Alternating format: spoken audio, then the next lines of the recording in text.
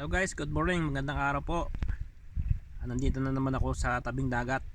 Kung naalala nyo yung unang post ko noon dati, andito rin ako sa may dagat noon. Pero noon may huli ako. Pero ngayon, naaalat tayo. Hindi man lang ako makahuli ng pang-ulam sana para makalibre naman ng kahit 2 pirasong pang prito, pang sigang. So, yun, may nahuhuli naman ako, kaya lang maliliit undersize, hindi pwedeng kunin kasi yan ay patakaran dito sa bansang ito na pagka undersize ay hindi pwedeng kunin. Yun ay ang isdang snapper. Matatandaan nyo kung sino nakakaalam sa snapper niya, yan ay talagang mayroong sizes, kumbaga 30 cm lang.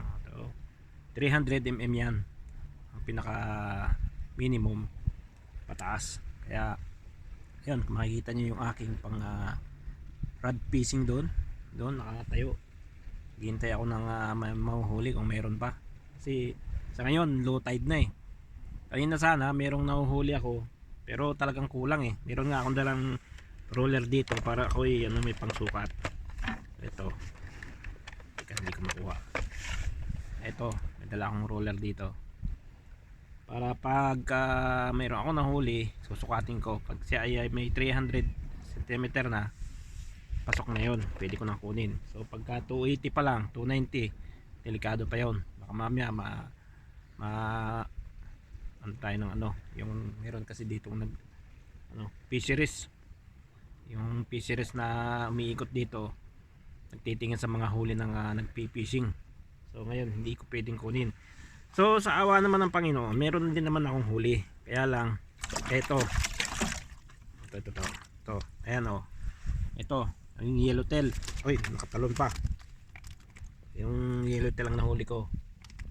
So ayan, ito lang yung may uuwi ko kasi walang sizes to eh, itong yellowtail na to. O yan yung pwede kong iuwi. Kung sa to, matang baka. Yan, balik na sa tubig. So nga guys, sayang kulang ako sa panahon kasi low tide na. Parang hindi na makakahuli yung yung aking fishing rod. So siguro next time makalibre man lang sana ng pang ulam, dahil wala tayong trabaho ngayon eh. Yung pang bili ng ulam pang gastos sa ibang gastusin sana, pero wala, hindi tayo palarin ngayong araw na to. Thank you so much panonood. Next time na lang siguro kung meron pang cut on, babawin na lang ako sa sunod.